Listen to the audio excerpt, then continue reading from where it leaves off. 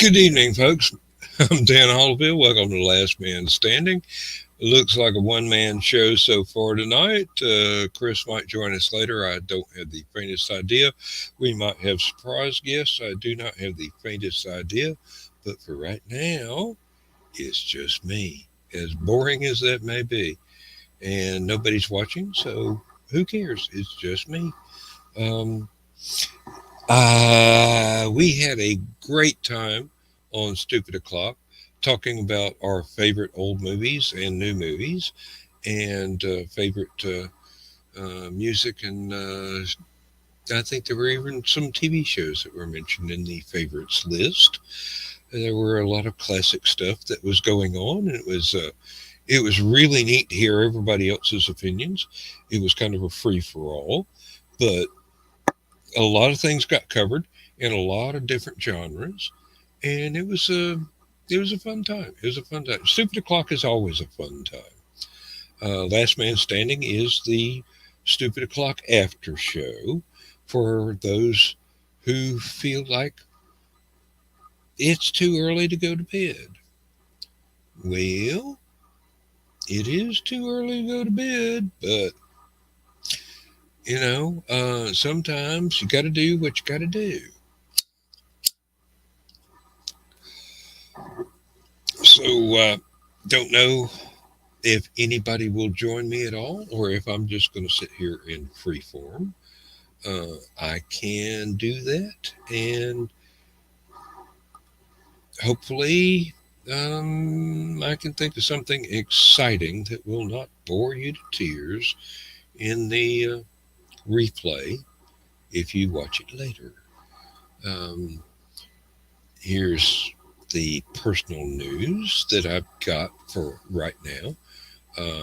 Today I did the HTML encoding for the short stories for Aphelion, which my e-zine that's been online for 25 years. Every first Sunday of every month, we put out a new issue except for January. We combined December and January into one great big double size issue so that all the staff can spend the holidays with their family. And that's absolutely outstanding. The other 11 months of the year, first Sunday of every month, we put out a new issue. This is, as I said, the 25th consecutive year we have been putting this thing online with no fees. There's no charge to read it. There's no charge to submit stories to it. There are no adverts. It's not trying to make any money. It has never made me a dime in a quarter of a century, and it never will as long as I have anything to do with it. The entire aim of Aphelion is to help new writers learn their chops, learn all the tips and tricks of the trade so that they can turn out work that they can sell to the paying publishers. My reward for doing all this and the reward for all the volunteer staff that does everything, help me out getting this thing, keeping this thing online. Our reward is for one of our writers to come in and say, "Hey, I sold a story. I'm a pro now," which means they're starting to sell their work, but they probably will not be able to send anything to us for free anymore because they're getting paid. They are now professionals. And we don't pay. It's for the love and for the teaching. It's a permanent floating writer's workshop, basically. And it's never pretended to be anything but that. It's uh, it's always been just for that. So far, we have been able to help 400 plus, closing on 500 new writers turn pro. And that's something you can brag about, or it's something I can brag about anyway. and the staff with me because they do 90% of the work. I just pay the bills and uh, fill in when somebody's out and write the editorials every month. Um, at the moment, we are in search of a new short story editor. I'm having to do that because our previous short story editor, Devin Marcus, has had to step down because he got a brand new job and had to move house, and he no longer has the time to devote to the magazine. And that's perfectly understandable and perfectly all right. And we wish him the best and all the successes in the world. And now he will be able to have some spare time to write his own stuff.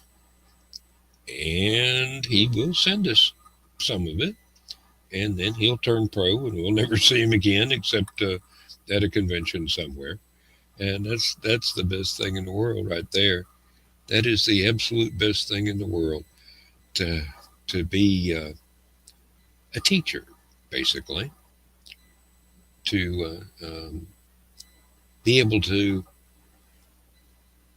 impart what wisdom I've got and the experience the staff has in doing all sorts of things, and help people turn pro. And that's well, thankfully, I don't write all the and ofs in my stories, but these things they happen. I'm not as good a public speaker as I am a writer. We do have, as I mentioned, Chris has entered the building, and there he is. Yes, here I is. Sorry about the delay. It's been a Oh, don't worry about it. Don't very worry few about it. weeks. Oh, it was like the end credits for Stupid O'clock had left me with like 45 seconds before the Last Man Standing was supposed to go live, so I went ahead and ducked out of there uh, instead of waiting for the musical cue that I usually use. Yeah, that's fine. But hey, I don't really want to run late enough for StreamYard to tell me I need to reschedule because scheduling the shows is not as easy as actually sitting here and doing them. Yeah, Uh, I'm glad that Joe Dog does the scheduling and setting up everything, even though when he was sick, I was having to do it for him, yeah, and I learned a lot about how difficult it is to set everything up, and the main difficulty is remembering how many destinations you stream to at one time. yeah. Well, I Just I made sure to remind about the YouTube earlier in the group chat. yeah, Thursday night he just forgot the YouTube. He put all the Facebook things on, but he forgot the YouTube. That's all right. Yeah, That's all right. It's still there on Facebook. It will be, and it might even still be in the StreamYard recordings. I could probably pull it out of StreamYard recordings before it gets deleted and yeah. upload it to YouTube. But I don't know. I'll look into that. I don't I think wouldn't I've got worry a too much very about it. yeah.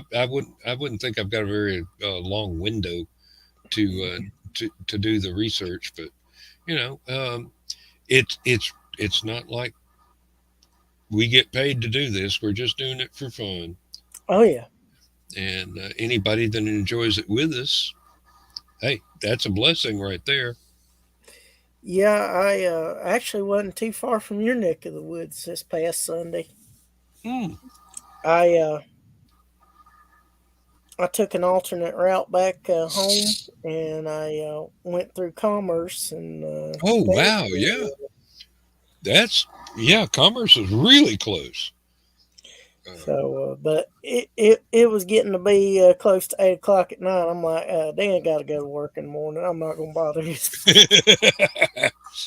I probably was I was in the green room. I'll tell you where I was at 8 o'clock at night. I was in the green room. This was Sunday though. Oh, oh, last Sunday, yeah. Yeah. Um, I would have been well, uh, I would have been preparing to go into Last Man Stand, not Last Man. It was Stupid O'clock last Sunday. No, Mhm. Sunday. I would have been. Probably nodded off in my damn chair. Yeah, well, I said you be getting ready to get some rest so you can go to work Monday morning. Yeah, Sunday. Yeah. I'm I have been watching some YouTube videos on British canal boats, and then when I've seen as many of those as I really want to in a row, I'll Hmm. try and watch some unsolved mysteries sort of videos. Hmm. And there's one guy that's really good and really interesting, but his voice is soothing Hmm. and not in one of those ways that lets me stay awake. It's like Yeah, it's the kind of I want to listen to it. I want to watch the video, but his voice is so smooth. I just, yeah, you know, it's the hypnotic sleep trance voice. yeah, I mean, his voice is like waves on a beach. It's really exciting while you can stay awake for it, but Hmm. sooner or later it's going to put you to sleep. And Especially if you're already tired. oh, well, I'm always tired. Yeah, Uh, I yeah, I am know. always tired. After almost 45 years at the factory, it's hard for me to get enough rest anymore.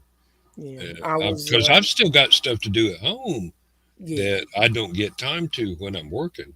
On so the I know. weekends, all the time I got. I heard you talking about the Aphelion stuff that you were getting Hmm. finished up for tomorrow night's release. Yep. The only thing I've got left to do is wait for a biography, a short little bio from one of the writers, and I've got to write my editorial. Yeah. And it's usually the editorial is usually under 1,000 words, so an hour, maybe 2 hours, depending on whether inspiration strikes or I've got to just. Wait until the muse decides to pay you a visit.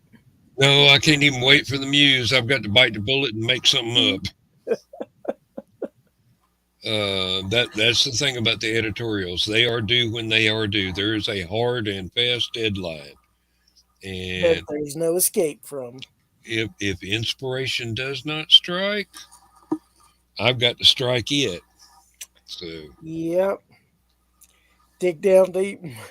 Hope you pull something out. yeah, watch me pull a rabbit out of this hat. Hmm. And what I usually do is pull a hat out of a rabbit. Presto, as Bullwinkle said. Got to get a new hat. Yeah, there's been some people that I'd hoped to see last weekend that weren't able to make it. That hopefully Mhm. they'll be able to be at liberty. I have still got to go ahead and get my table for Hallowcon and get the room reservation. During the week, I'm at work and I'm too busy to get on the phone and find out whether or not Shelly is working so that I can make sure that everything goes through and the paperwork at the hotel gets done. But Well, I've got to do it. I've got to do it. I've got to knuckle down. I'll tell you what. If you're going to be using the same information you did last year, I'll see if I can't get her to pull it and go ahead and do it for you. Well, the only difference would be Lindsay would be with me this year. Yeah. I mean, it's, I mean that's if you're still using the same card and all that information, oh then yeah, yeah. It would definitely be this. That is the convention card. okay. Yeah. Well, I can see if I can get that taken care of for you. Well, thank you. That's going above and beyond right there. Well, And uh, that was the perfect room. I mean, it was within you, walking distance of the main hall and everything. I told you I'd hook you up, and I try to be a man of my word. You know, Joe Dog sent me the information about the table. I've got to do that. It's a form I've got to fill out. Yeah, well, I can't help you with that, but No, I can do something about the room reservation. So I yeah. got to take that Uh, off your hands. Lindsay wants to bring some of her steampunk costumes that she's outgrown, and give those to somebody that really will appreciate them. Yeah, And hopefully can I use them can't, and wear them. I cannot tell anybody what the prices would be, but they're beautiful. Let me tell you, they're well worth whatever she asks for. Yeah, I'll tell you that right now, and not just because I'm prejudiced. It was my wife filling them out. yeah. I mean, seriously, these would look good on any lady. I believe you because y'all have good taste when it comes to steampunk and any other attire that y'all choose to wear, don around conventions. Well, hopefully we'll have a day where I don't have to wear the big black raincoat this time. Well, I can't predict what the weather's going to be this year, but I mean, there were people speculating as to whether or not I actually had feet. well, I try to give updates the week ahead of time so people kind of know what to expect as the weather uh, Oh, approaches. uh, when it comes to going to a convention, I'm prepared for anything from 100-degree heat to snow. Yeah, I bring something for any occasion. well, the thing about Liberty is you're not going to have to worry about snow. You probably have to worry about the 100-degree heat. Oh yeah, but And Hallowcon yeah, weather is a yeah, extreme variable. It can be beautifully warm in the afternoon and raining like blazes that night and cold same day. yeah. So We usually have one day of sunshine, one day of rain, and one day where it's pretty warm, and another day where it's fairly chilly. And mhm. sometimes they can occur in the same day. Yes, this was my experience. Yeah, and There it's has been days where it was definitely delineated that Friday wound up being the cold day, and Saturday was the warm, nice day, and it's also done the exact opposite. So, yeah. Well, if you're going to a convention in the fall, it's best to be prepared for any kind of weather. yeah, You know, unless it's early fall. well, Halicon, that's not quite Well, early. It's it's kind of mid middle fall, of the fall. yeah, but early fall in September, yeah, it's still pretty nice. But you start Yeah, getting past mid October, then it's another ball game. yeah. Once I retire, we have been talking seriously about adding a springtime convention and a winter convention. Just Hmm. go to one every 3 or 4 months. Yeah, Basically go to four a year, and they would all be small cons because yeah, I will never be able to go to something like Dragon Con yeah. that huge or any Comic Con. I mean, there's just too many people. Well, I've got a fear of crowds, and if you've got a phobia yeah. like I do, you learn how to work around it, or at least avoid the triggers. The bad thing, the great thing about Dragon Con is there's so much that you can do, but there's also the other side of that where you can't do a lot of the stuff that you want to do because there's scheduling conflicts, or you got to Hmm. go from 2 city blocks over to 3 city blocks over, and Or the line is so long you won't get into it ex- before noon the next day if you get in exactly, line at breakfast time that morning. and it's in all honesty, it's better in terms of networking and professional uh, contracting. Like if you're an author, it's a good way to meet people and get book deals signed and all that. Whereas, or if you're a fan who loves buying merchandise, it's a great place to get Yep. merchandise. But in terms of getting to hang out with authors and people that you like, you can do it to some extent, but the authors aren't going to have as much time for you because they're busy trying to line up work and get deals Hmm. done so they can. Exactly. That's one reason why I have grown to love LibertyCon so much is you can actually walk up to any writer that's there and have a conversation as long as you're not keeping them from going to their next panel. Hmm. Well, Uh, plus they get a lot of Everybody's networking done approachable. there too. Oh yeah, yeah. It's wonderful. It's wonderful. And Hallowcon is another great place to just be able to walk up to somebody and have a conversation Yep. because it's very relaxed. It's it's another one of those family reunion sort of conventions. Yeah. Basically, once you've gone often enough, everybody knows your name, just like in Cheers, Hmm. and you can just initiate any kind of conversation you want. Yeah. Well, within reason. I mean, Yeah. nothing kinky or whatever. But now, some people might accept that, but I'm Yeah. not one of those that's going to propose Yeah. it. But But it's within reason. You can have yeah. conversations with just about anybody that you catch the eye of and Yeah. manage to walk across the room to. Yeah.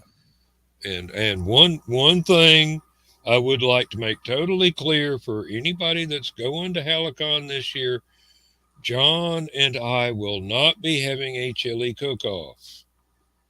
That was a great hit this last year.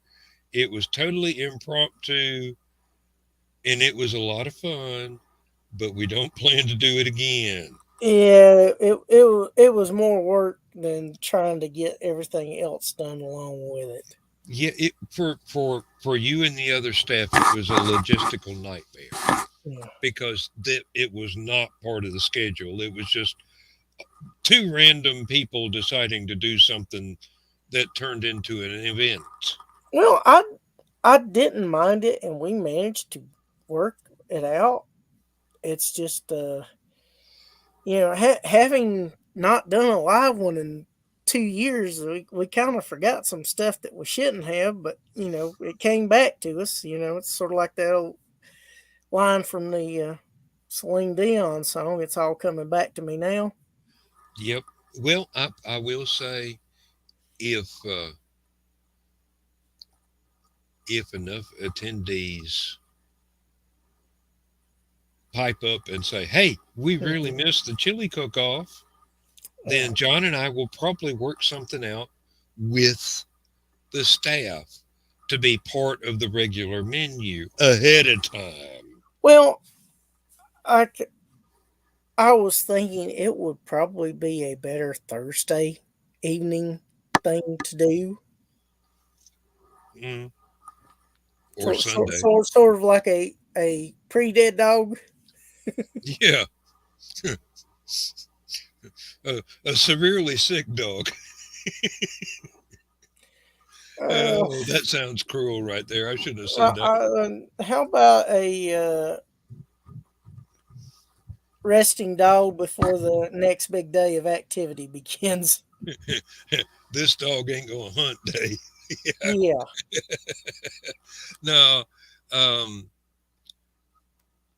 it would work if it was something that was scheduled along with the regular stuff, so that the staff that does the meals could mm, could know, hey, there's stuff that we don't have to do because these guys are going to do it. But like I said, it was a great one off. It yeah, doesn't ever have to happen again. yeah. But it was a Um, fantastic one off. but yeah, it was a lot of fun. Yeah, Despite the last minute scrambling, yeah. Well, that actually was part of the fun, but yeah, only in retrospective. yeah. When it At, was at, go- at the when the time, it scrambling wasn't. was going on, it was not that much fun. But Yeah, once the scrambling was over, it was nice to look back on it and go, hey, that was pretty cool anyway. Yeah, John might want to sample that stuff before he actually prepares it next time, because those chilies were way hotter than he thought That they were going those to were be. those were fire They were breathing stout. dragon sort of, that was fire breathing dragon sort of chili right there. I went for the milder, and and mine was still plenty warm. Yeah, I enjoyed yours. Um, I enjoyed John's when I Oh mixed yeah, it I in did with too. yours to dilute it a little bit. I enjoyed John's just on its own, but and I'm not that much of a fan of really hot foods. Yeah. But It depends on what it is. There was a restaurant I went to years ago in Virginia Highland. It's called Surins of Thailand, hmm and Thai food they has a reputation for being hot. yeah, well, um, college friend of mine. Um, we decided we go out there, um, and they had this dish called Thai spaghetti. Okay. Oh, man, it was so good. And luckily, we were smart enough to get a table that worked. Wasn't too far away from the men's room.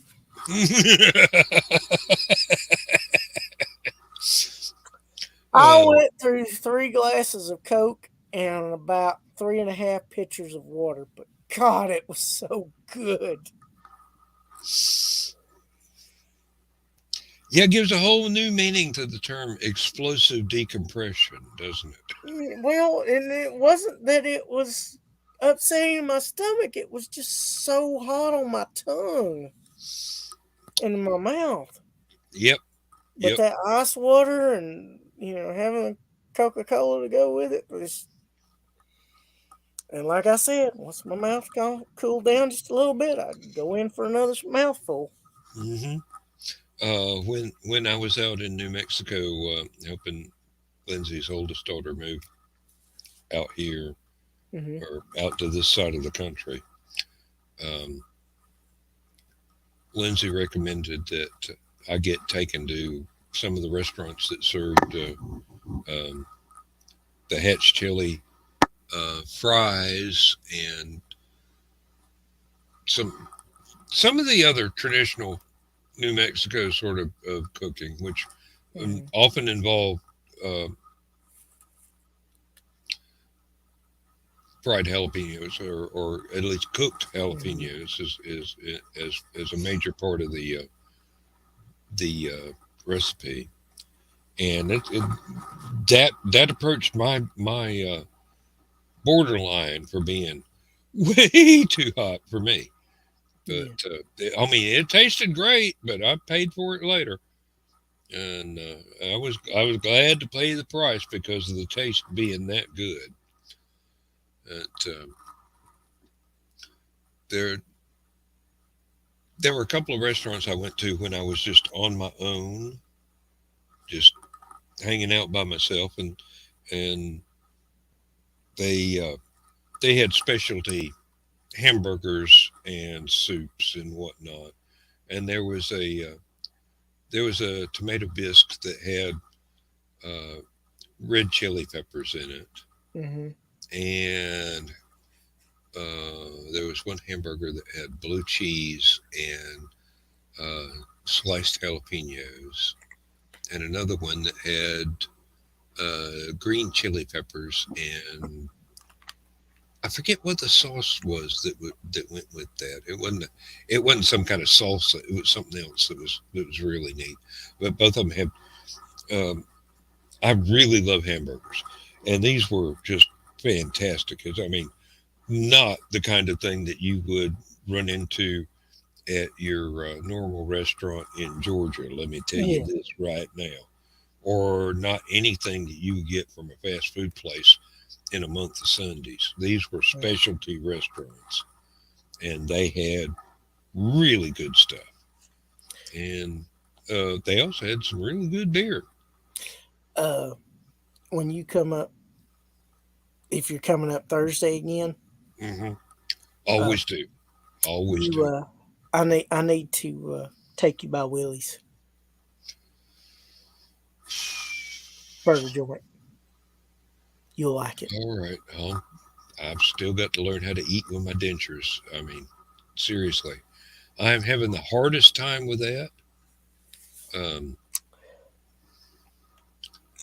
it's just one of those things. Older people have to get used to store bought teeth, and I can't. I just cannot get used to it. It's a totally different experience. Let me tell you, kids, Mm, take care of your teeth. Otherwise, you're gonna wind up with hunks of plastic in your mouth, and it's not gonna be anywhere near as fun as the ones you were born with. yeah, I tell you.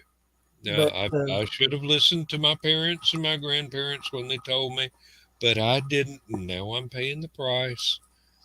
Learn from my example. Don't do what I did, and just not take care of yourself. yeah, um, but yeah, I think you'll be pleased with what they have to offer. Oh, believe me, I always bring my appetite to a convention, and my waistline reflects that. I'm Well, beginning, I'm hopefully beginning you to don't. look like I swallowed a basketball. I swear. Well, hopefully you weren't disappointed in the food at Hallowcon. Oh Lord, no. If I was single, I'd been asking Megan to marry me. That woman can cook. I will. There's one other convention that's probably close to ours, but that's because they have a full service kitchen. Mm, It's outside con, yeah, I have heard wonderful stories about that. and the And ladies. the ones from Joe Dog, I don't believe. So Well, Joe Dog. He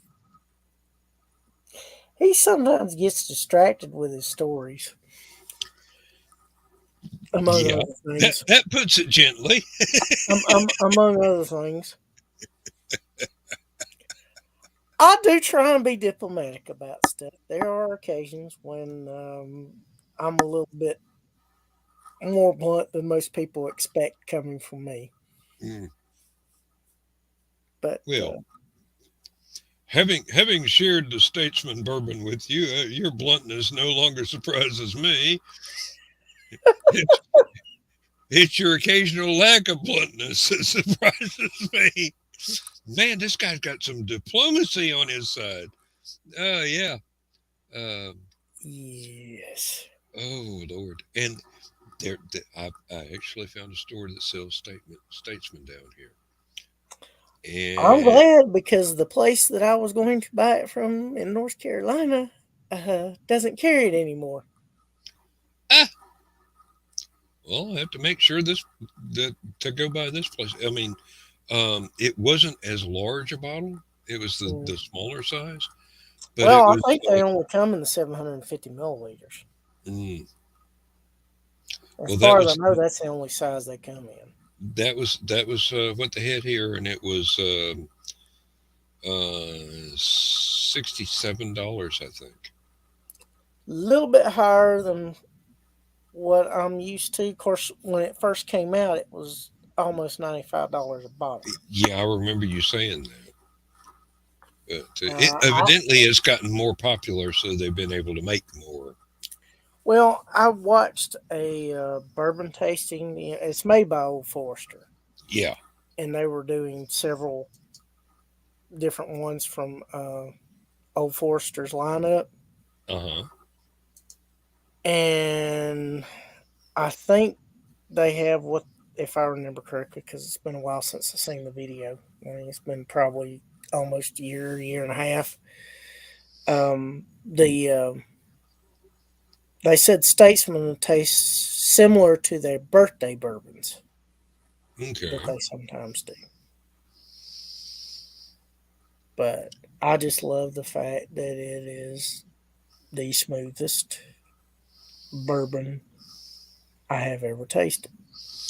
It reminds me an awful lot of Irish Mist, but the Statesman bourbon is nowhere as thick and sweet, kind of syrupy that Yeah. Irish Mist is.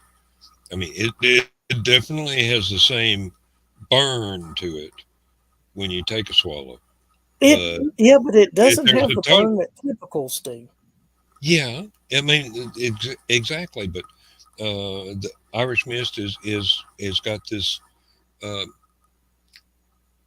well, you know how people talk about something has an aftertaste. This is a Mm-hmm. foretaste Mm-hmm. of being really thick and sweet. Yeah. But the Statesman bourbon didn't have the thick and sweet. It just had the Smooth. yes. And there have been very, very few bourbons that I have been able to just put in a glass and sip. Yeah. This is the first one that I was glad I tried it. I mean, this was exceptional. And it was exceptional at getting Joe hired a cat in a 60-mile-an-hour wind gust. I tell you, you're gonna have to buy a wheelbarrow to get him to his room, and then you're gonna have to nail a board across the door to keep him from leaving the room. All I gotta do is tell Donna to knock him out. She'll be No, happy to do that. don't do that. We don't need the police. Yeah. CSI does not need to come to a Helicon. I'll, I'll, I'll, I- I'll just tell him to smack him up a little bit. Don't hurt him. Really, don't leave any visible bruises. Yeah. Oh man.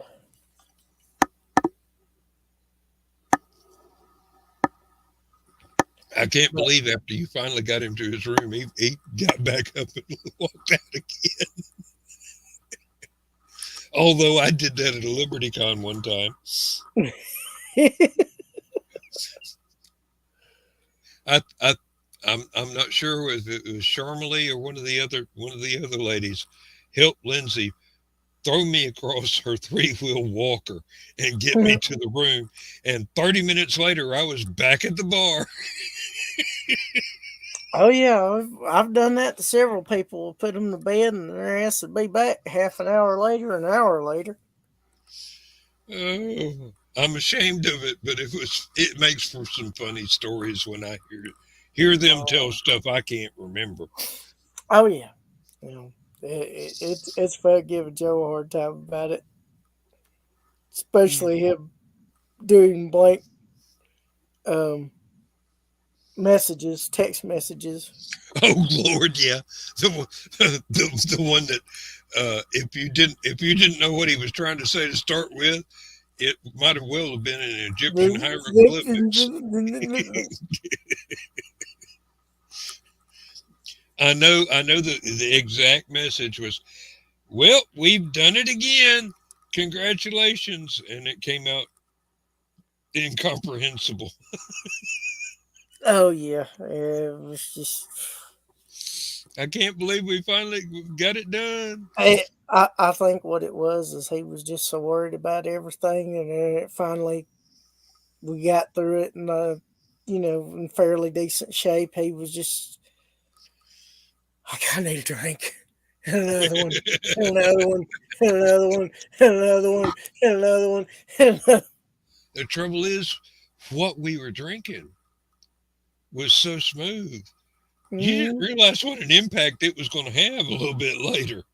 It was going to He sneak didn't. up I on you. knew damn well what impact it was going to have. Like, Well, yeah, the voice of experience. and he was, and the thing was, And I knew firsthand I was going to have to lift the hem of my coat up so I would not trip over the stairs trying to climb stairs to get to my room. yeah, and the bad I've got, part I've about got I've got some experience being very intoxicated, so I know the what to do. the bad part about it was he just kept begging and asking, Hmm. And I will pour him just a little. I wasn't pouring him a lot. I was pouring him a No, little. no, I didn't need to be pouring him a lot because he'd have been puking his guts up. it really. Well, I'm amazed he didn't, but he certainly asked for refills a number of times. And Yeah, I was only hey, giving him about that much each time. I am not by any means innocent of asking for refills myself. Yeah, well, I didn't mind giving you any because I knew you were in control of your faculties. I got you fooled, huh? No, no, I You do. were at that time. Now, it may have been others where you weren't, but that time, I, well, the only thing Joe was in control of was his bowels and his bladder. And it probably wasn't far off from losing control of those either. roll for initiative.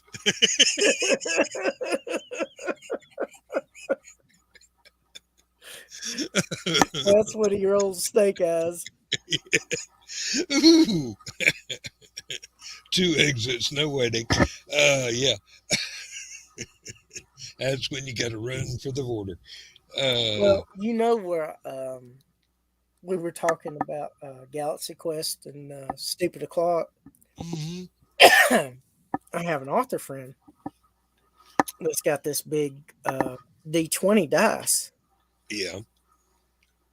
And when you go to have him sign your book, you roll it, and there's 20 selections, and whichever number corresponds with the one that the number lands on is how he signs it. Well, he does a variation of Alan Rickman's quote from that movie: Uh huh. "By so and so's hammer, I will sign your book."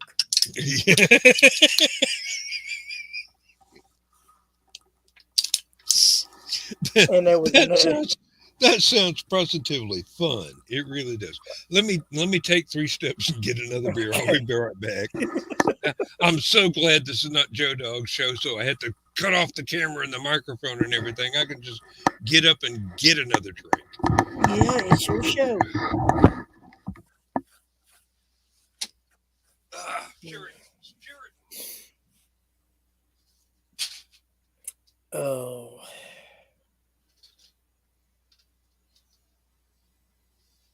it is fun talking about stuff. I can see Oh, and I'll there be was taking some of them another. back to the big fridge. Hmm, I and didn't there drink was. nearly as much as I normally do during a stupid o'clock. hmm, Well, that's because the conversation just kept flowing. I mean, it Oh was well, there yeah. wasn't any dead periods. Of course, I don't think Ryan realized how much of a can of worms he opened, so to speak. Hey, And I'm uh, sure he went to bed before he saw all the movies that got mentioned. well, Ryan's a nice kid, and I say that as somebody that's old enough to be his great grandfather. But you know, um, he does have a habit of being able to come up with a great topic and then not expect a crowd like ours Yeah, to take it and run with it until we run it into the ground, yeah. which we will. And it's still highly entertaining the whole time. But But he was probably a bit overwhelmed before it was all said and done with. mm, Oh, and there's another one that I rolled another time. I had another one of his books signed, and it was a takeoff on Star Wars. It says, "This is not the autograph you were looking for," and he got somebody else to come and sign the book for it.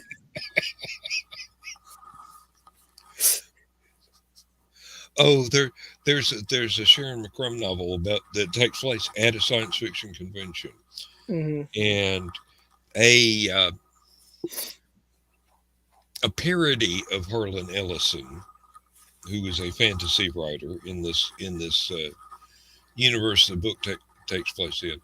Somebody Mhm. came up and had his entire professional output, dozens of books, and Mhm. wanted them all autographed instead of the actual usual convention limit of three, then go to the back of the line and wait your turn again.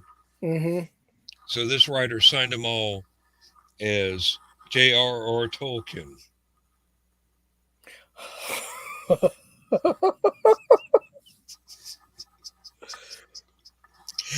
Yeah, the fan in question was a little bit put out by this. Now, Well, if that's you, what you get for being a jerk. yep, if you have never read Sharon McCrumb's work, she does some astounding mysteries that center around Appalachia and the people that live there, and the lives and times in the history. Mhm. Now she has done these two books that center around uh, a science fiction writer who is a college professor and his girlfriend who's also a college professor and their friends who are also teachers Yeah. and sci-fi conventions and big name writer from way back when sort of get together. Mhm. And it is Bimbos of the Death Sun and Zombies of the Gene Pool are the two books. And they are hilarious, except for the fact they are serious murder mysteries. As Mhm. so, you know, I highly recommend those to anybody. But I also highly recommend everything else she writes because those are not her typical books, Yeah. and her typical books are just so amazing. I mean, they're almost like poetry. They're she's that good. She's really that good. Well, what was I her name again? Sharon McCrum. Okay. Uh, if you want something that's just kind of a taste of her Mhm. Appalachian stuff, look up Rosewood Casket. Okay. It might not be what she would recommend, but for somebody that's never read her stuff before in that particular genre, Mhm. that's what I would recommend. Okay. Basically, it is um, four brothers. Their father passes away. They have been estranged Mhm. from each other as well as the family. They come home and they build his casket by hand themselves. Mm. And there's a lot of other stuff going on too, but that is the basic. Um, That's the undercurrent of the whole story. that yeah, that is the basis of everything else that's going on. The substrate, if it will, if you, Yeah. yeah. So, like I'm some great literary critic or something. No, I'm just telling you this was a very very um, emotionally stirring book. Well, um, while I wouldn't necessarily say you're a literary critic per se, you have read a lot. You know what you like. You've read enough where you can kind of guess if somebody likes a certain type of story that they're going to like this. So I trust your recommendations. Well, you're right. I have read a lot of stuff. What was it? Last count, I actually own, if not 10,000 books, then closing in on 10,000 books right here in the house. Wow. I knew you had a And lot, but I didn't realize you had that many. hey, I don't have any more room to build bookshelves, I and believe it. I'm getting stuff on my Kindle tablet now, Yeah. just because I ain't got room for more bookshelves.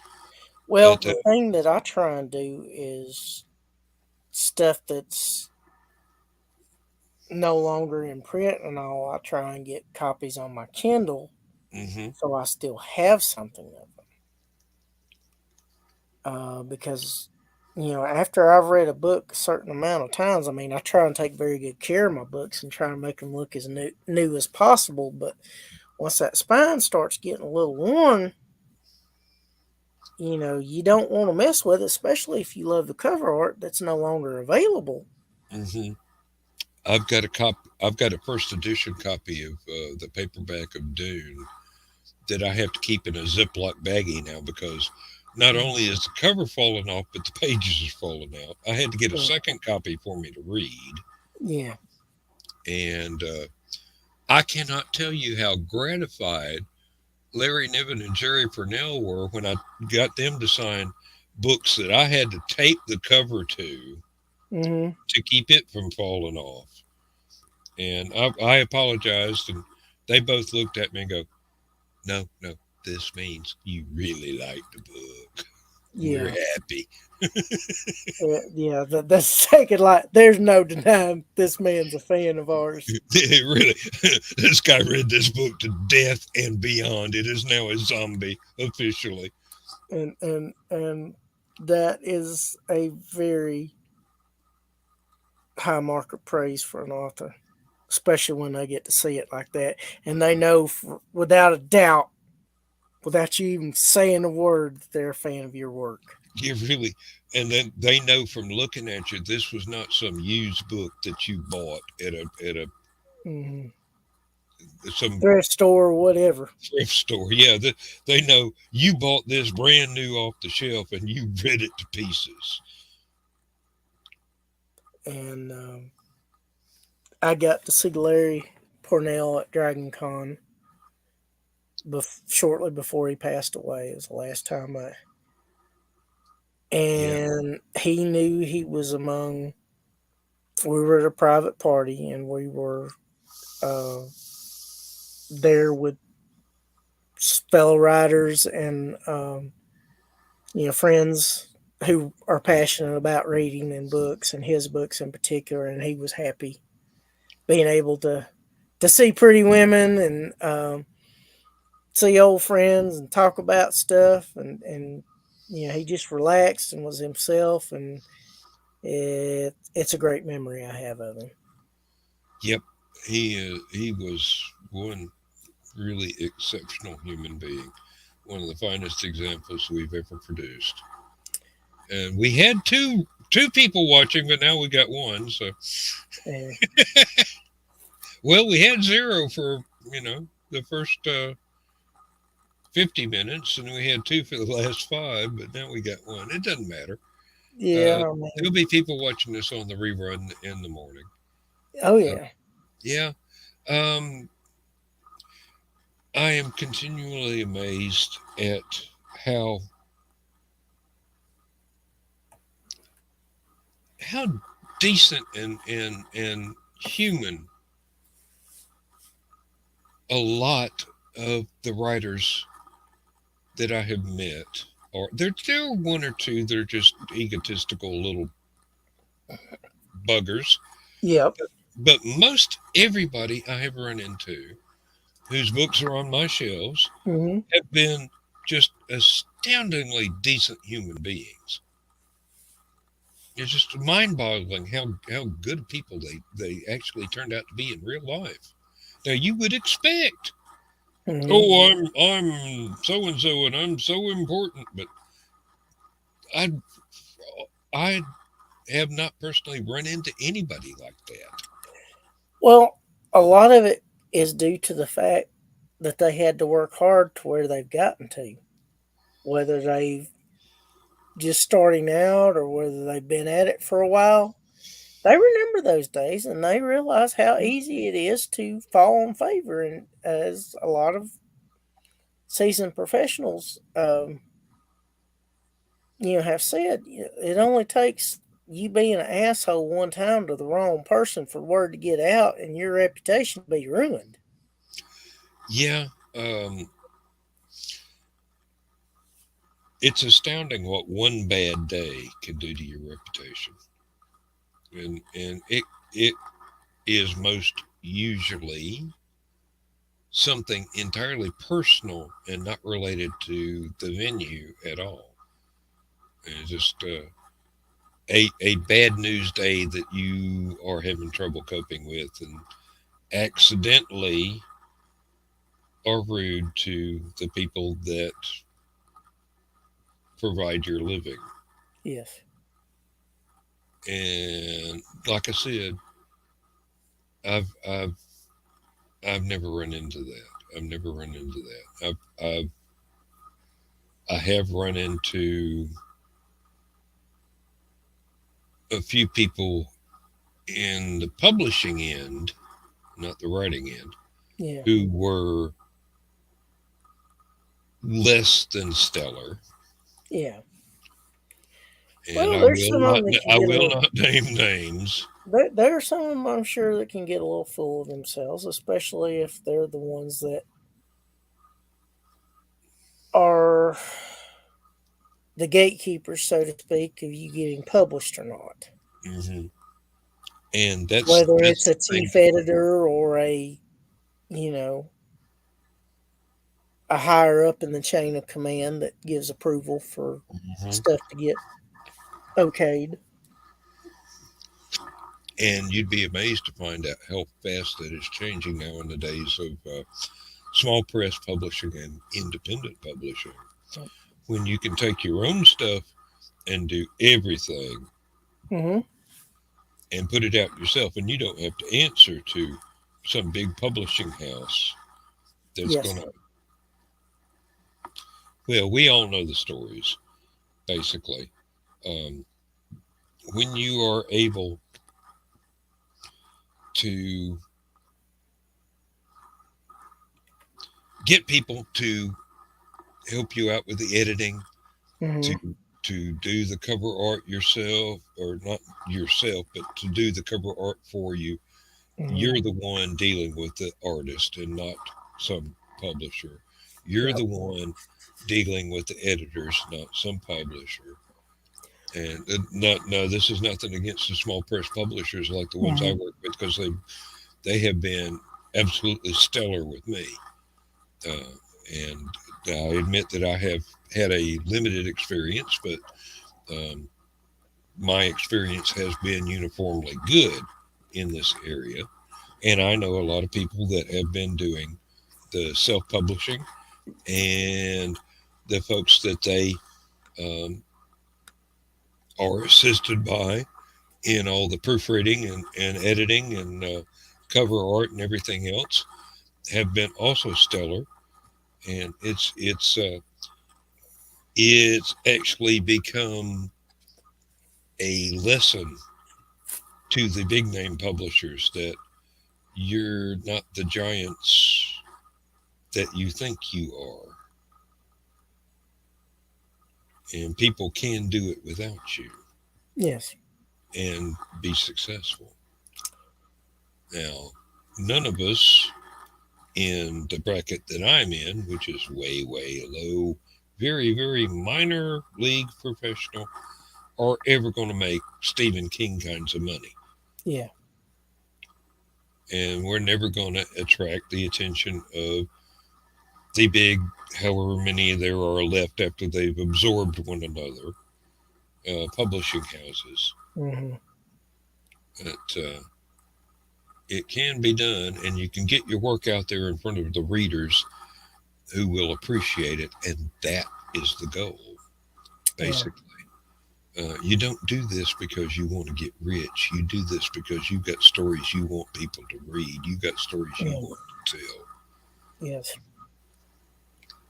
and that's the joy we get out of it, is being able to tell the stories we want and get them out And to people who will read them and think they're awesome. Yes, and are actually willing to shell out their hard-earned money, especially as in this current time where prices are going up on everything. It seems like for them to actually set aside their own money and buy something of yours is quite a an honor in and of itself because Yes, it is, they, and they, I consider it an honor every time I make a sale, and it's a blessing every time I make a sale, and it's still a surprise that people are willing to shell out their hard-earned cash for what I do. yeah, but also people who enjoy reading, if they like your storytelling, they're going to pay for it because they enjoy it. I mean, it's a nice escape from reality, especially if you're reading fantasy or science fiction, because Lord Mhm. knows the world can get depressing at times.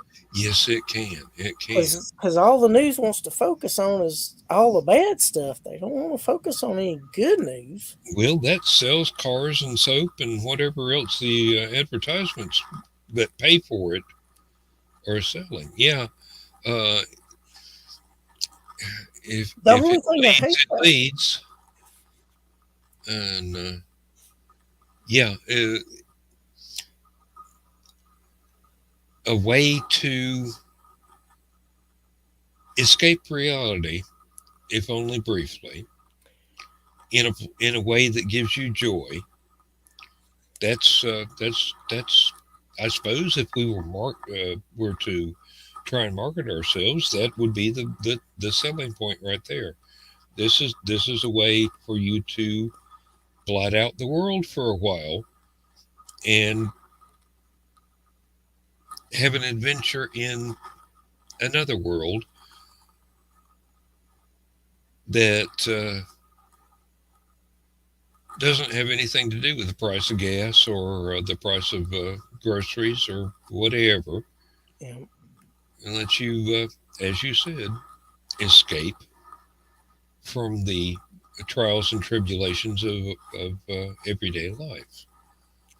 And the bad part about it is, Dan, they have people have kind of gotten immune to bad stuff, so they're trying to outdo them. Like, well, this is more shocking, and this is worse than Mm, the stuff before. yeah, really. Sometimes there are some genres. I think that's entirely the point. Um, uh, you think the world sucks now? Wait till you read my stuff. I'll show you how it can really get bad. Well, I mean, And there are people authors, buy it. People buy it. You know, and there's that's that's authors that that's are like one that. that's one thing that people who appreciate that kind of well post-apocalyptic basically Well, sort of stuff. They go, hey, the world isn't so bad after you read this book. well, not only that, actual live newscasts are looking for worse stuff and more sensational stuff to show. Because, like I said, people have kind of got, hell, something like that happened 3 years ago. Hmm. So they're trying to find something that happened even worse and make it even more depressing. Yeah. And Um, it's Don Henley had it right years ago when he wrote Dirty Laundry. yeah, really. It's gone from dirty to filthy now. And yeah, and it ain't never getting no cleaner until, well, I don't even know what it would take. But the world has always been, and I'm talking from caveman days on up, the Yeah. world has always been, if you look at it in a certain point of view, Hmm. a very, very horrible place.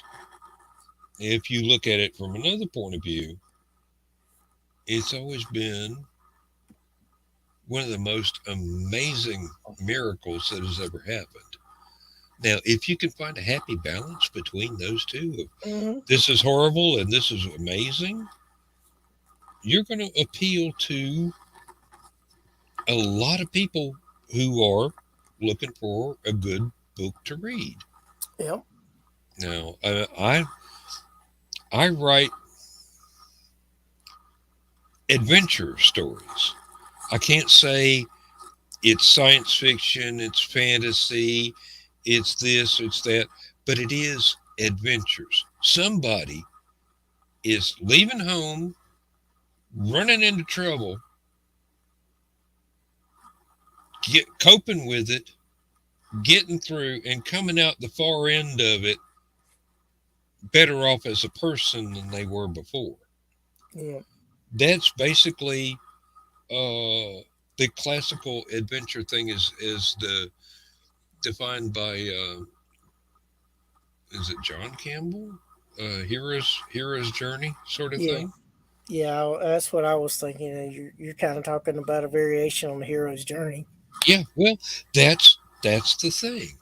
If you can write that in a way that people can connect with, then they're gonna enjoy it, and they'll look for something else with your name on it. Well, I had an author friend. Again, he's not one of those household names, but he told me at one point in time there's basically only 34 basic types of stories, and everything is a variation of those, and your own take on it.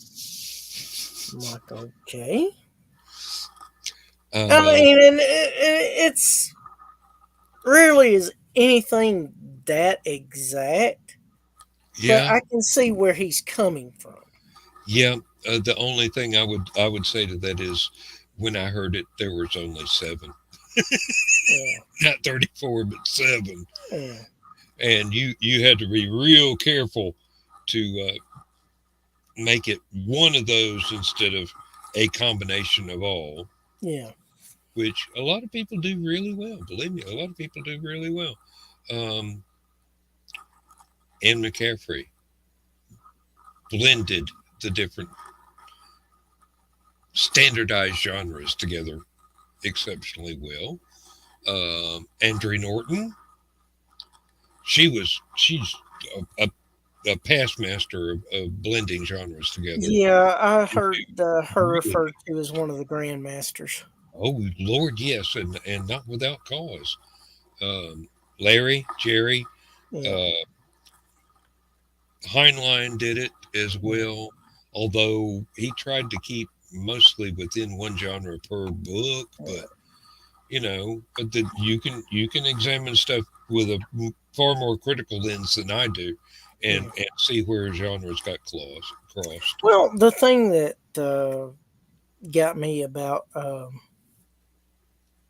mom used to, I think, subscribe to the science fiction book club or Mm, whatever, yeah, and I remember her with a Dragon Riders of Pern hardcover that had, I think, the first three books in the mm, novels, yeah, and in an omnibus version. And even though it's been a while since I read it, I found it fascinating how she had the fantasy uh, underlying world and service, but she put a little science fiction and time travel mixed in there with it. And I'm like, yeah, this is different. yeah, yeah.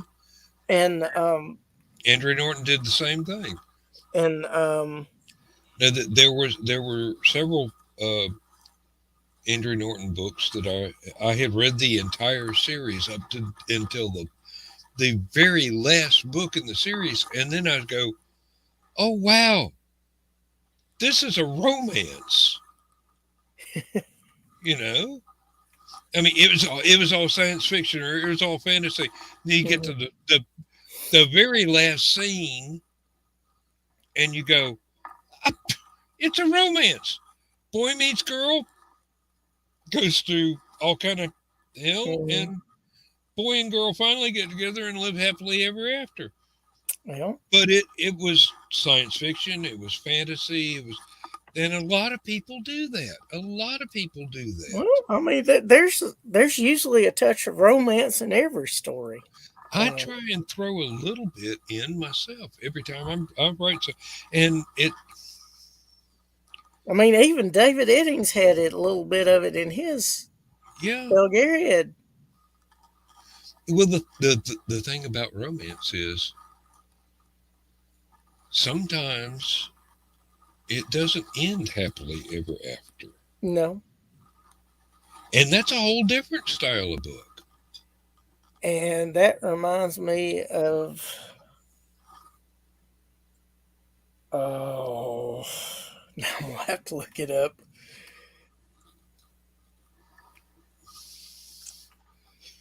It was Okay, it go was a ahead. sci-fi series that was basically kind of a tragedy with they weren't Jedi, but they had these swords that would have these spikes that would go into their hands, and you couldn't use them unless your blood matched up with what the sword was paired with.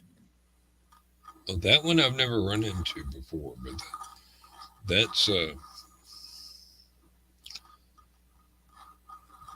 that's pretty inventive right there. Yeah.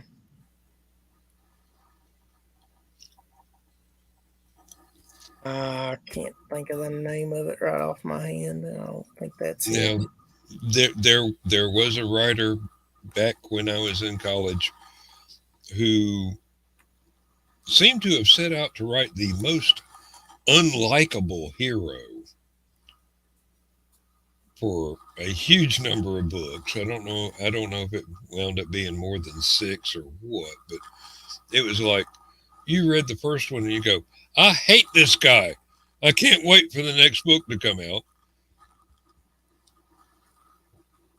And it worked. And you know, don't ask me why. I don't know why. I really don't know why. Usually people want a hero they can identify with instead of a hero they can go, oh, I hate this guy. But he made it work for a lot of people. I finally stopped reading it because I realized that I hate this guy is not a good reason to be continuing on with the further adventures. He was not going to be redeemed. He was not going to become likable. Um, and maybe I quit too soon, and he finally did in the very last book of the series. I do not know. I would bet money against it, but you know. And then there are people who write stuff that is just not only adventurous, but it's so full of puns and so funny Yeah. all the way through that you wind up going, I can't wait for the next joke. Well, a series that was full of puns was the Zant series by Piers Anthony. Yes, indeed. Yes, indeed. And he's not the only one that writes in that style. He may be the only one still living, but he's not the only one. Yeah. Brian Daly had some stuff like that. Yeah. Oh Lord, there's I can't remember the names now. I can't remember. They're on my shelves. I'd have to go with a flashlight and look it up because Lindsay's asleep and I can't turn the light Yeah. on. She leaves the bedroom door open. I've got the office door closed here. So, but yeah, the thing about writing science fiction and fantasy is it's so wide open. You if you if you stumble on a a premise that people connect with, Hmm. readers really like, and you enjoy writing it, you can keep on going and going and going and going, book after book after book, and people will keep buying it. And you can touch on humorous stuff, and you can touch on really deep philosophical stuff, and you can touch on uh, things that actually touch the basis of humanity, basically. And it all works. It all works so exceptionally well in the right hands with the right writer. They're absolute, just astounding things to read. And then there are the ones that are very lighthearted while also reaching deep into the human psyche as well. But you Mhm. don't notice that until you're mature enough to actually see it. I mean, you can read it as a young teenager, as a 20-year-old, 30-year-old. It's all just funny, goofy stuff, and then you get on into your 60s and you realize, Mhm. wow, that was a whole lot deeper than I thought it was when I first ran across it. One of the things I always recommend to people is don't just read a book once. If you've bought it, read Mhm. it over and over again. I mean, I don't care if it's like once a year, once every 5 years, once every 10 years. Read it more than one time because you will always get more out of it. The more perspective on life that you develop as you grow older. There are hidden depths that you don't realize are there when you're very young that you just barely grasp as you get a little bit older.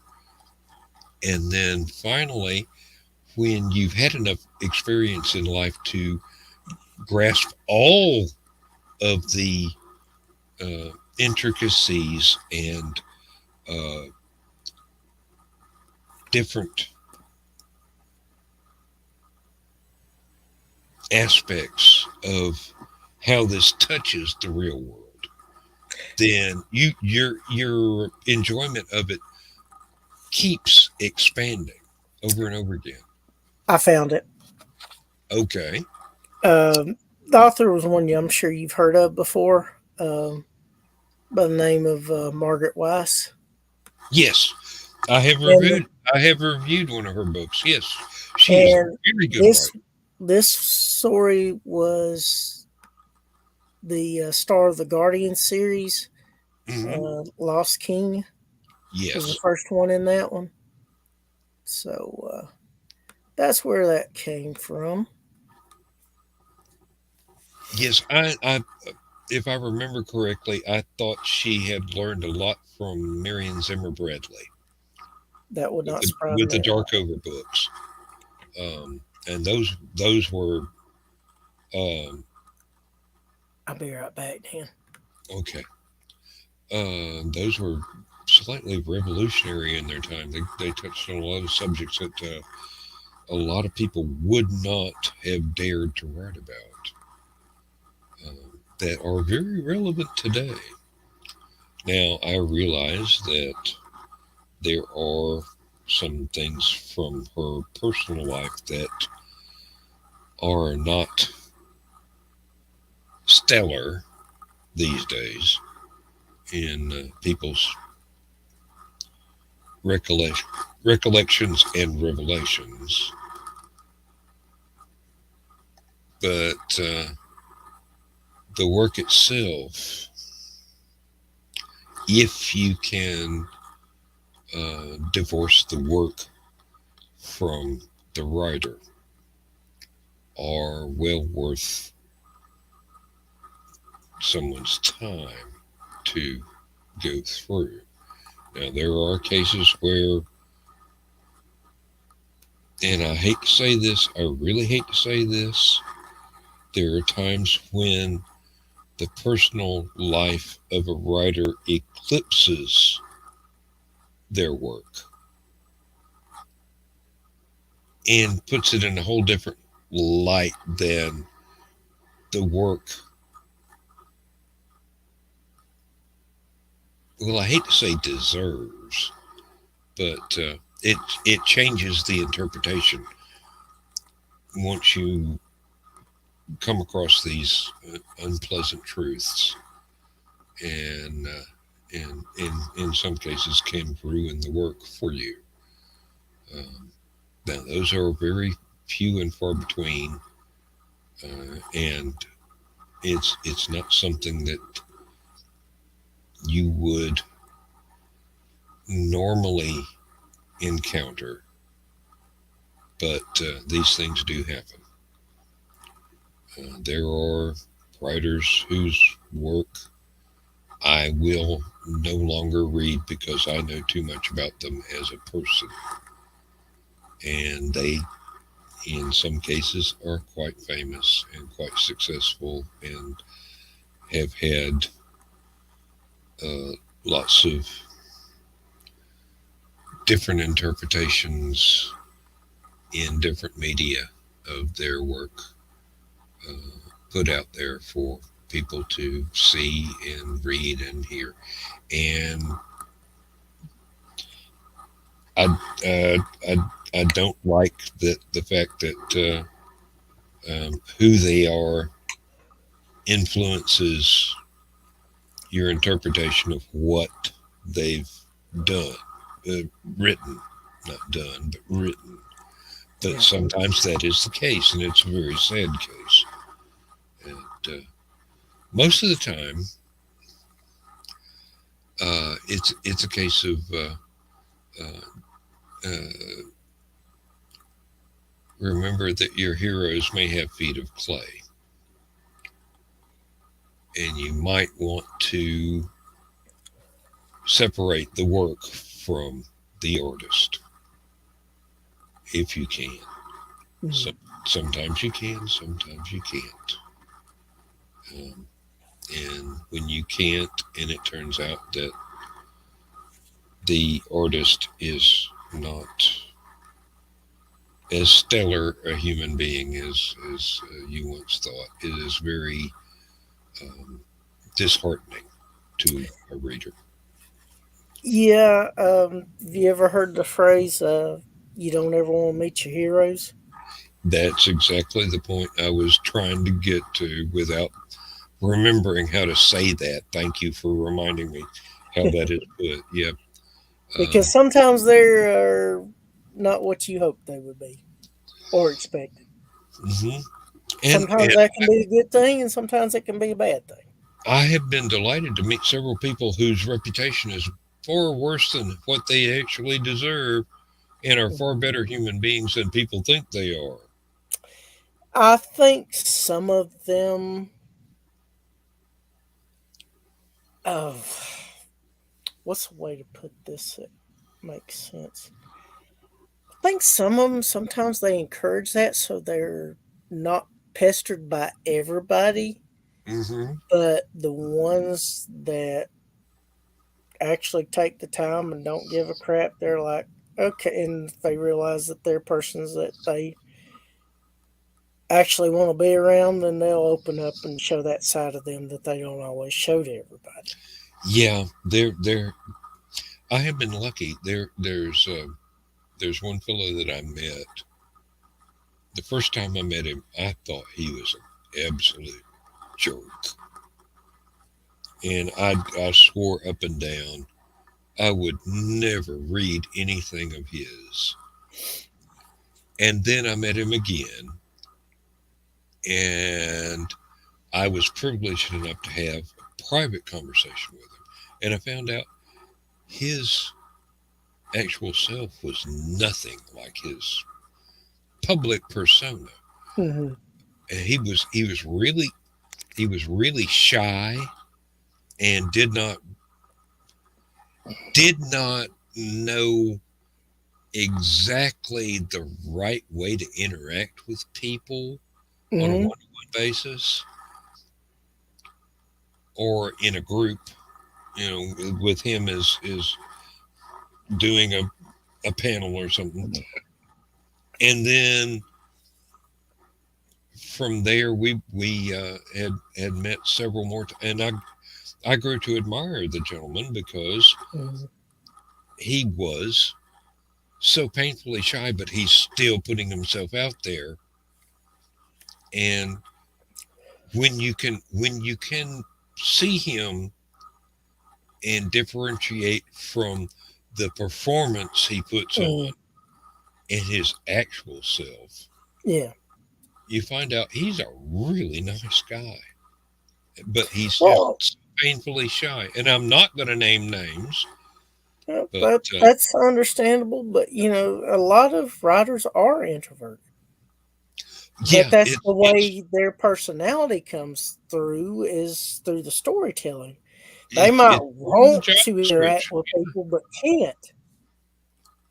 Well, a lot of people would not know that I am horribly introverted. I mean, especially if you've been watching this for the last 2 years, you'd think you'd think I was the most arrogant ass that ever walked the face of the earth. But no, I'm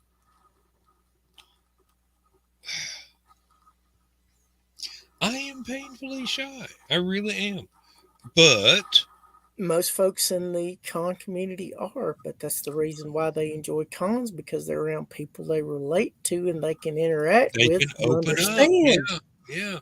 When I have some way to open up, then there are sides to me that people on the street will never know, Yeah, but people in the community, in the convention families, yeah, go, oh yeah, yeah, yeah.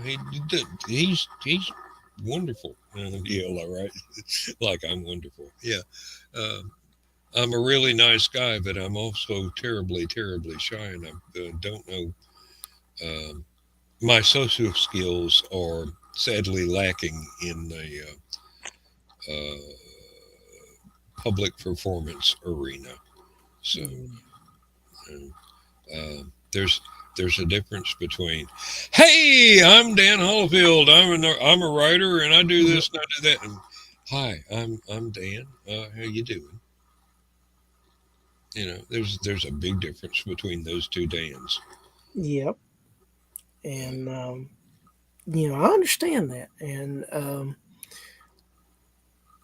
I think they pick up on when people are kind of like them and they identify with them better. And if they're in a setting where they can interact one on one with them, Hmm. it brings them closer to the person because, like I said, they find them relatable and they can relax a little bit because they know they're around somebody that's into what they are. Because, lots of times, especially growing up, if you're in certain parts of the country, working and playing with cars and working on farm machinery is more important than reading a book and getting the hell away from reality for a while. Yeah. Unfortunately, I found a way to blend the two Yeah, because you do if you're in Appalachia.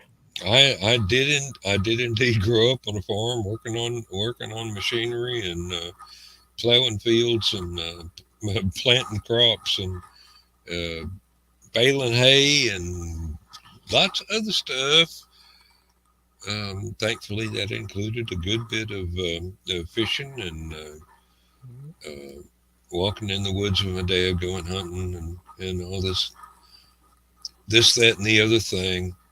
Um, it took me a long time to figure out enough about human interaction to actually get a date with a girl. But that didn't mean I didn't want to when I was younger. I just didn't know how Oh to do yeah, it. and that's the part about it. Some of these authors never get out of that awkward social engagement Well, period yeah, yeah, and and stage. what it takes is um, actually, even if you don't want to, going ahead and interacting with people. Yeller feller here decided he wanted some attention. Oh, he is absolutely beautiful. He's like my Mr. Pinky, an orange cat. Yeah. There's Uh, something about orange tabbies. They just have so much personality. yep. Um, we had a lot of trouble tonight getting one of the gray tabbies to come to the porch and come on in Mm. the house. She was out there just having a grand old time, and we went and hollered for her about 8 o'clock. Nothing. Went out to holler for her about 10 o'clock. She's standing at the screen door, going, "Yeah, I'm ready to come in." We went out there on the front porch. It's a screened in porch. We went out there. We were gonna go try and call for her again. And all I had to do is open the door and go, "Hey, okay, Violet, it's time to go to bed." She's in there on the bed with Lindsay right now, along with her grandmother Hillary, our great aunt. We don't know the exact lineage of these cats. We know their Yeah. family, but we don't know which one was mama to which ones. It,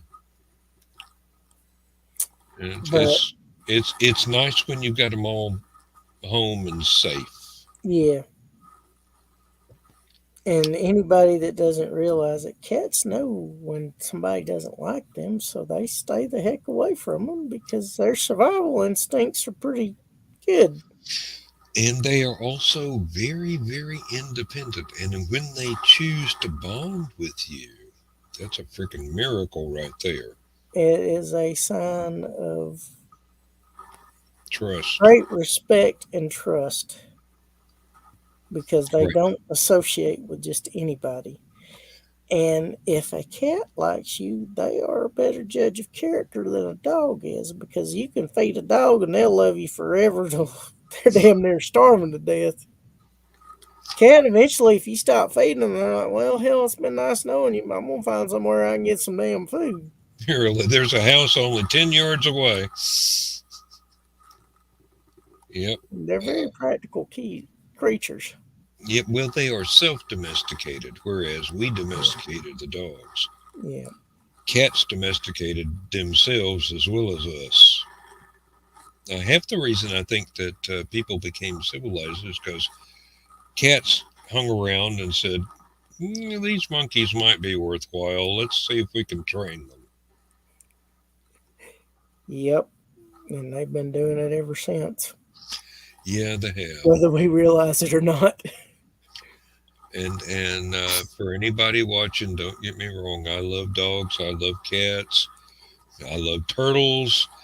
I love What horses. other horses? Oh Lord! Now a horse is not a pet. A horse is a partner. Yep. That's something that a lot of people don't realize. Um, uh, They can be both, but yeah, they're a yeah, partner. they They're are definitely a partner. highly intelligent and persnickety as well. But yeah, Mischievous little shits, too. well, they can be. They can be. Yeah, I had a little Palomino. He was bad about rubbing his lips up against you. If you weren't careful, he'd nip on you. He Mm, thought it was funny. practical jokers. Yeah, I thought he was a aggravating little shit at times when he did it. he just trying to get your attention. Yeah. And the funny thing is, when he got older, his hearing wasn't as good, but his eyesight was good. And when he would come to, I called for him, he wouldn't hear me. But as soon as he saw that bucket of sweet feed that I brought him every evening, he'd be more than happy to see me. And then we had a fenced in pasture with a small barn that he could go in and the weather got real bad and everything. And sometimes when I was younger and I was in a hurry, I was after home from school, and Either Yeah, had to get homework or I had a novel I was reading that I was wanting to get done. I'd get the bucket, and I had this long area where if I was in the mood to, I'd start running. Well, as soon as he saw me running, he'd come running, and it would they be learn. chase to see They who could learn get quick. to the feeding trough quicker. Yep. Well, I will be back in just a minute. Okay, that's fine. You just pet the kitty and talk to the people. Yeah, well, he get a little restless, but maybe this time. Yes, my boy. Yeah, I'll let you go.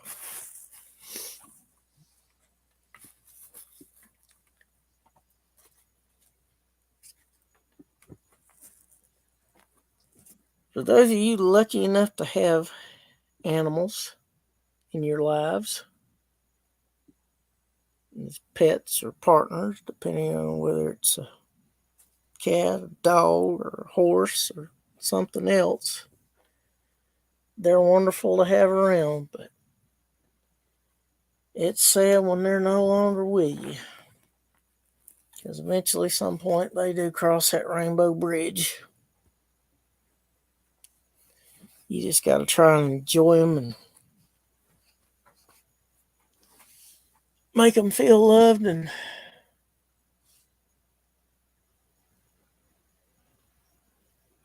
make the most of your time with them while you got them around. Yeah, I'm talking about you, buzzard.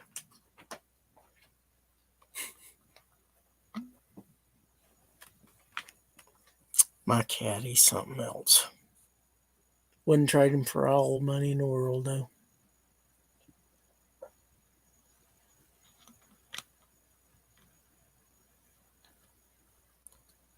Um, I miss my horses, but I'm not going to have any more.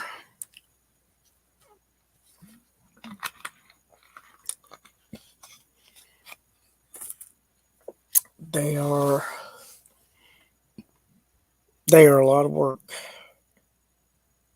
and if you're not able to take care of horses or have someone help you take care of horses, you don't need to be having any.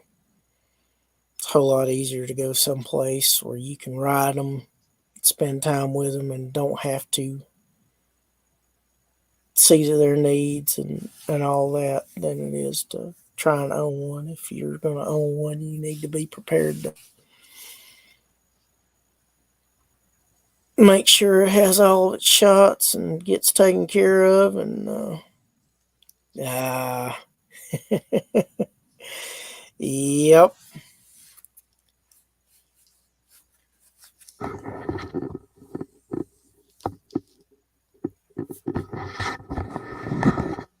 Oh, Good looking cat there, Dan. that's Pinky. Mm, Named after my childhood imaginary friend. But he's kind of squirrely, so he's not going to stay yeah, here for very I, long. I understand. I did good getting mine to stay as long as he did. Um, I was basically telling people, cats and dogs and horses and whatever are nice to have as pets or partners, depending on how your relationship with them worked, but that you needed to be prepared to take care of them, especially horses. I missed mine, but I wasn't going to have any more because they were a lot of work, and that, if you weren't prepared to do what it took to take care of them, then you didn't need to be owning one or having one because it'd be much better for you to go to a place where you could ride horses and spend a while with them and leave them with somebody that's prepared to take care of them than it is to try and take on some responsibility yourself. Yeah. Um, Now, if you're the squeamish sort, best pet for you is a turtle because it'll outlive you. You never have to do shovel duty because it's Yeah. going to live longer than you are. And Well, I did mention while you were gone that it's enjoy pets while you have them, because and try and make the most of your time with them, because at some point they're going to cross that rainbow bridge. Yes, And I have quite the pet cemetery out back, and got quite a it's few. the final duty. I mean, you have done your best to to raise them from very tiny and take care of them and make sure that they get any medical needs that they have taken care of, and you just love them the best you can. But their lifespan is nowhere near what yours is, Nope. and the last the last thing you want to do, but the last honor you can pay them, is to take the shovel and go out there and dig the grave Yep. and make sure that they are safe from predators that would dig Hmm. them up. Yep. And just, it's the final duty. Basically, shovel duty is the hardest thing you ever have to do as an owner of a pet. Now, a lot of people will go for cremation nowadays, and Hmm. that's if that's the way you're built, then that's all well and good. But I was raised in a more personal, more old fashioned sort of environment, Yeah. I mean, that's and I've had pets all my life, and um, I'm still here, and most of them are gone. yep. But And that one ain't no spring chicken anymore, but he means a lot to me. well, when it comes time for them to cross the Rainbow Bridge, all you can do is cry, basically. Uh, you can try and stretch out their lives as long as you can afford to, but Yeah. sooner or later, nothing you can do is going to delay that inevitability one more day. Yeah, that time eventually runs out, and there's not nothing. There's not a thing you can do about it. I mean, it is what it is. But Mhm. they enrich our lives, and it's wonderful having them in ours, because However briefly that we are able to enjoy their presence, celebrate now them when you got them, celebrate them when they're gone. now my mom's cousin had some Siamese cats. One of them lived to be 19, and another one lived to be 22, and that's that's real dang good for a cat. We've got two now that are getting on to be 16, Yeah, and they're not really showing much signs of slowing down, except for the fact they sleep more than the dogs did. yeah, But that's cat. If you go spend 90% of your time asleep, and the other 10% chasing a little red dot. yeah. Well, they sleep to store up their energy, because they're nighttime hunters, Hmm. and they sleep during the day. I mean, they'll sleep at night too, some, but that's what they do, because like I said, that's the way they're wired. That's the way they're designed, and Yeah. that's their life. And now Pinky's got the funniest voice. He's just, you would think he was damn near mute. Mm-hmm. And then he starts meowing at you, and it's very quiet. And it's a really strange pitch for a cat's voice. And there's nothing wrong with him. I mean, I've heard him meow normally, but most of the time it's like he's trying to say human words. Mm-hmm. Well, And cats are smarter than a lot of folks give them credit for. yeah, really. Well, most animals are smarter than humans give them credit for. Um, but I've also had cats that were more human and humane than a lot of humans were. Well, that happens. People are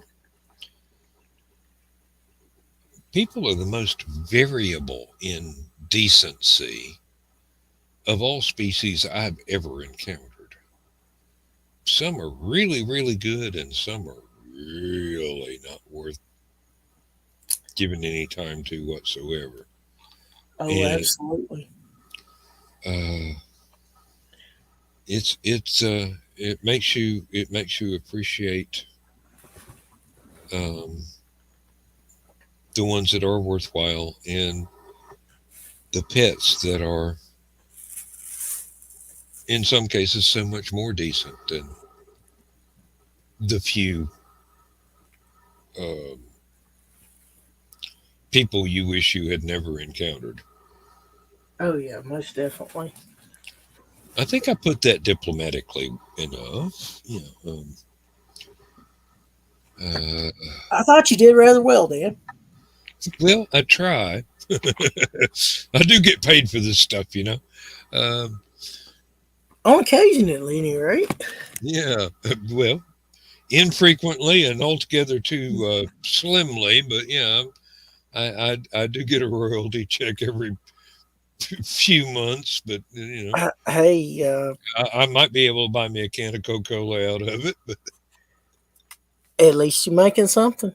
I mean, well, my real um, reward is finding out that somebody has actually read something and enjoyed it.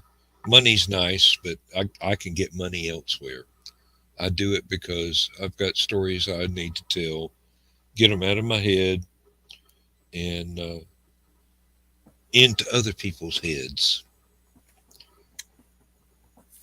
And when I find out that somebody really likes something, that's my reward right there.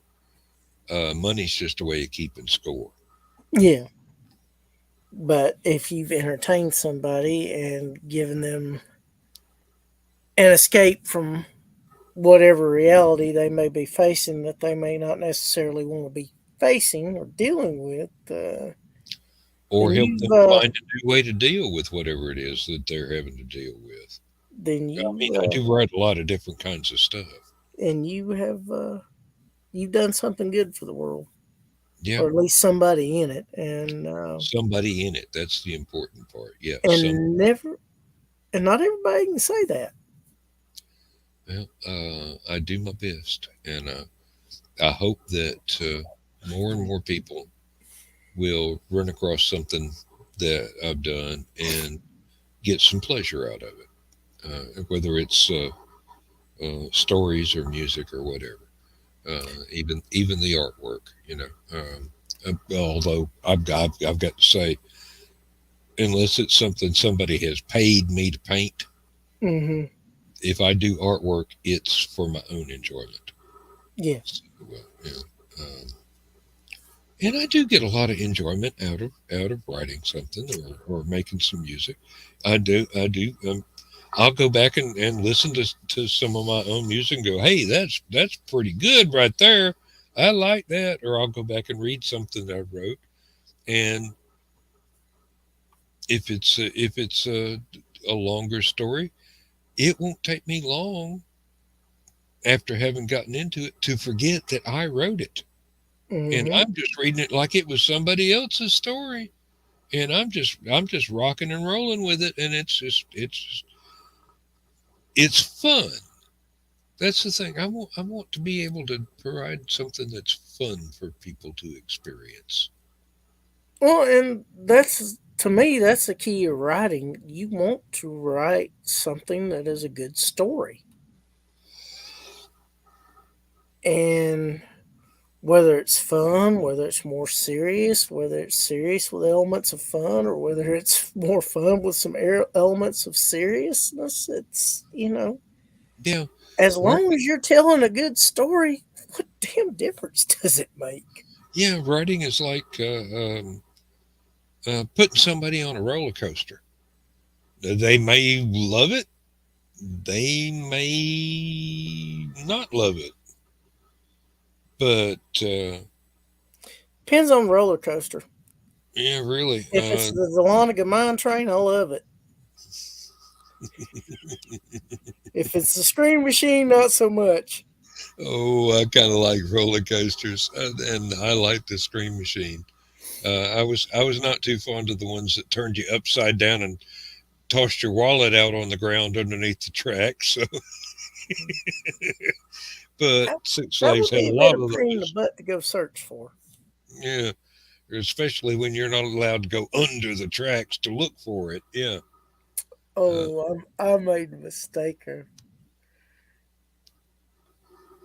Dad took us when we were all older, and he wasn't too far from retirement. The work decided to his workplace decided to rent Six Flags for the day,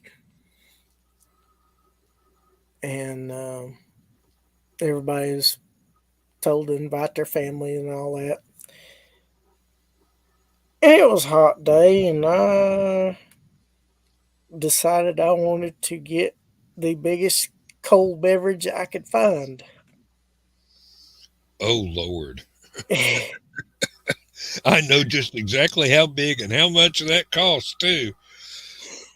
Well, the bad part was my brother decided he wanted to go ride on a roller coaster. I'm like, well, I'll go with you. Because his wife at the time, they have, my niece was an infant at the time. And she wasn't really adventurous or wanted, she wanted to stay with the baby, of course, because that was her first. And Hmm. he had, But I can see the elephant in the room here. You had your really big drink, but you weren't going to be able to take it on the roller coaster. well, no, I'd already finished the drink. It wasn't the biggest, but it was the next biggest drink. Oh dear. So I don't. It was either Viper or Ninja. It might have been Ninja. And we're at the top, and the urge strikes, and my brother's like, "Are you scared, bro?" I'm like, "No." He's like, "What's wrong?" I said, "I gotta go bad." He's like, "Oh no!" And, I, and I'm holding and puckering on just as tight as I could do it. Which luckily I didn't have no accident. if But if this don't scare it out of you, nothing will. I am squeezing for everything I got down there. And right before we dropped, after I told my brother that, he says, "What's wrong?" I said, "I'm in pain." He says, "You got to go that bad?" I said, "Bro, I'm squeezing so tired, it's almost going in the reverse direction." And he started laughing. And then we dropped. And luckily, it wasn't a long ride. And as soon as we got done, I was, Running for the border. Yep. yes, I found the men's room and just in time. Yeah. Oh, like I said, if it don't scare it out of you, nothing will. Oh Oh Lord. man, that was funny though. It wasn't funny at the time, but it was funny afterwards. Yeah, in retrospective, after a few years of but thinking back on it, but yeah. he was so laughing so hard when I said that. I was afraid he was going to lose it. Oh, that happens. That happens. Oh, But I learned my lesson. Make sure you make sure you go before you get in line. yeah. Well, Yep. luckily it didn't have one of the big lines because it was at a point where it wasn't brand new anymore. Hmm. So, uh, we actually got to, and it was, and this was how long ago? It was back when Z Force was still around. Yeah, I remember that one. So, oh, um, the only time I ever got to go to Disney World, Mhm. they hadn't even finished the second roller coaster in Space Mountain. Mhm. They only had the one working, Mhm. and we got in line for it, and we stood there for what seemed like half a day, Mhm. and the ride only lasted about 5 minutes at the most, Mhm. maybe 10. Yeah. But it was a fun roller coaster. Don't get me wrong, it was fun.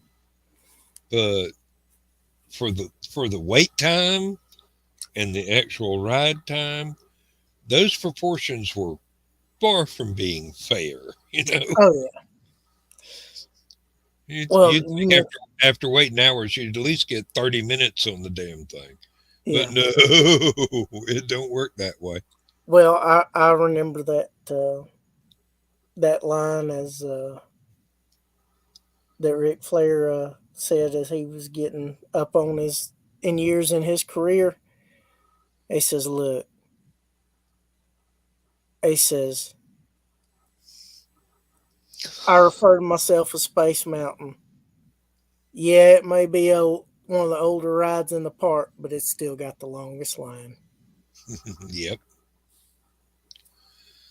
Well, we got 2 minutes left, and Yeah, I was looking at the time, but we managed to cover a fairly broad range of subjects. yes, we did, as we always do. And we're Yeah. we're not we're not stuck here talking about music for 6 hours, but you know, No, and that's proof to Bill that we don't just talk about music only. yeah, I think we've covered a wide range of subjects here. But Authors, and books, it movies. really started in Stupid O'clock, where we covered a wide range of stuff, subjects there, Yeah, and it's but it's that's the cool always thing about knowing it's people with such diverse interests. And it's always fun when all of us get together and just roll with whatever comes, whatever topic a- appears, just run with it. We may not reach the finish line, but we're going to give it our best effort and make it a nice little dance on the way. And absolutely. it's always fun. Well, uh, you have a good night. Get yourself Yep. some sleep. I hope I'm you have a good going week to try coming to do up the ahead. same. Yep, I've got a day ahead of me tomorrow. I got to Yeah. get some work done as well as around the house, as well as online. So Yeah, I need to do some stuff too. I basically just was in recovery mode from the week ahead and the previous weekend, all the traveling and all doing, and didn't get a whole lot accomplished today. But I did manage to make both shows tonight, and I'm very glad to have you here as well as in Stupid O'clock. and Everything is better when you're around. thank you. I enjoy helping you keep the show moving along, and we do a fairly good job of that, I think. Yep, sure do. Well, Until next time, you take care you of have a yourself good and have a night. great week ahead. You have a good night, and I'll have a good night too.